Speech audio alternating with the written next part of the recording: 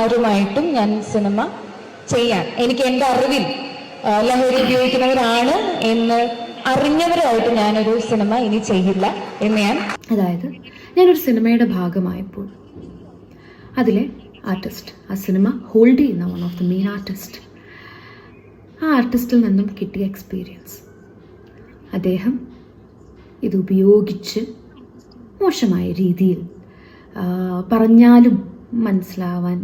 പറഞ്ഞാലും മനസ്സിലാവാത്ത രീതിയിൽ പെരുമാറിയപ്പോൾ എന്നോടും എൻ്റെ സഹപ്രവർത്തകയോടും, അതായത് മോശമെന്ന് പറയുമ്പോൾ ഇറ്റ്സ് ലൈക്ക്